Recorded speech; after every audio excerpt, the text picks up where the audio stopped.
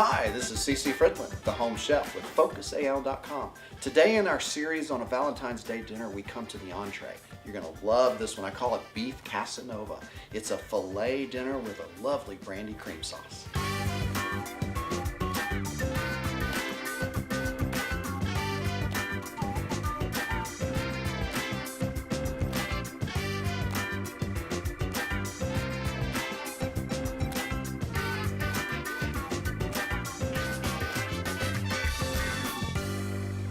For the beef Casanova, we've got to start with our steaks. So we've got some lovely fillets. All I've done is put a little salt and pepper on them and let them sit for just a minute. In the meantime, I'm heating up our pan.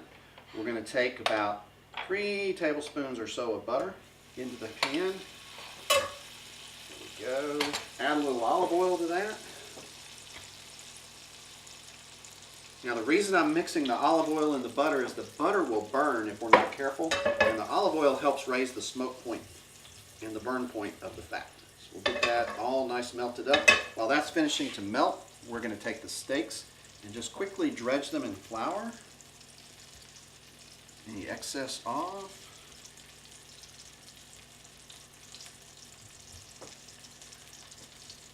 Butter's almost melted and ready to go.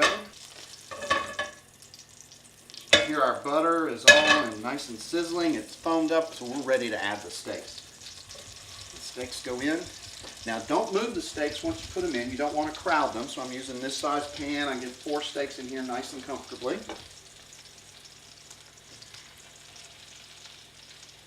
The next thing we want to do is I'm going to take a little smaller than that, put it in here and kind of push down and make sure that this is getting some good heat going into the center of the steaks.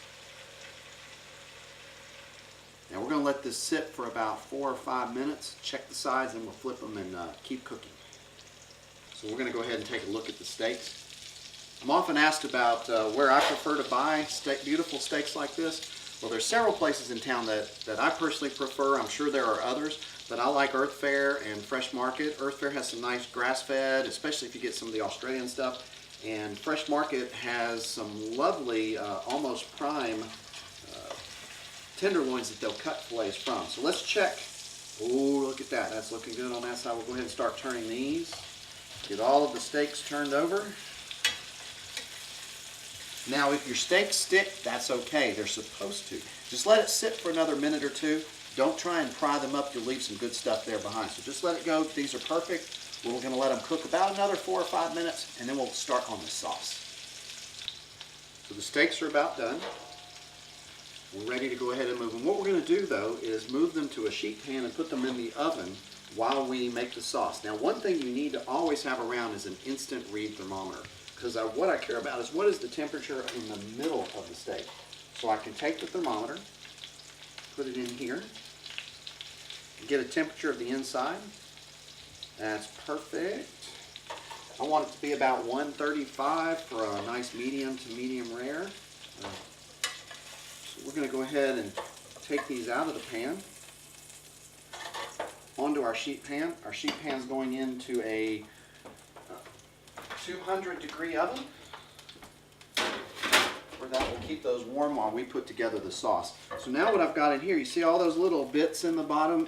That's good tasting stuff, and that's what we want in our sauce. So we're going to start with some brandy. I'm actually using a liqueur. I'm going to use a little Pernod with this. I think it gives an interesting flavor with that anise in there. A little bit of that. We're going to add some pork. So about 3/4 of a cup of pork.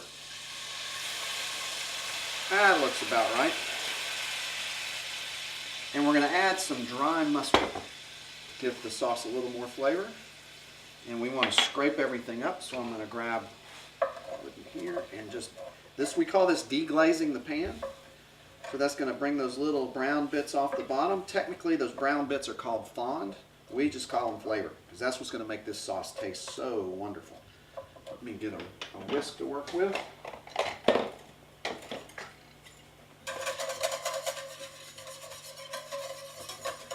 Smooth this out. Here we go. So now we're ready to start with mixing in the cream.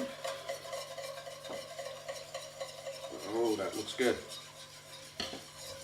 Into the sauce. That incorporated. And then we're going to start adding the butter a little at a time. I've got about 6 tablespoons here. Let that melt down. Whisk that into the sauce. Put in our last chunk of butter. Now we want to just double check the seasoning. Just check the seasoning real quick. Needs a little bit of salt and pepper. So you just salt and pepper to your taste. Turn it down just a hair. And we're ready to mix that in.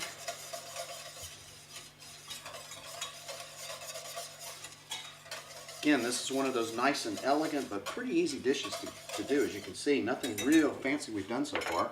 Next step is we do need to get the steaks back out of the oven and ready to go back in the sauce. So we want to take the steaks back into the pan.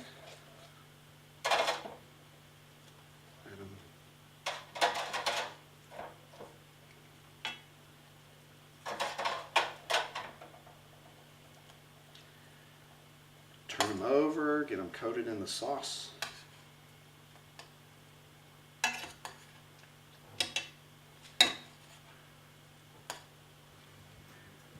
Okay, we are ready to plate and eat this. Let me grab the plate. So you want to take steak onto the plate.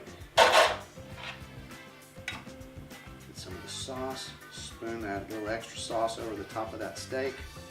Now, if you remember from the last 2 weeks, you put those beautiful potatoes and green beans next to this, you've got a fabulous Valentine's dinner. So here you have it, beef Casanova. I'm CC Fridlin, the home chef with FocusAL.com.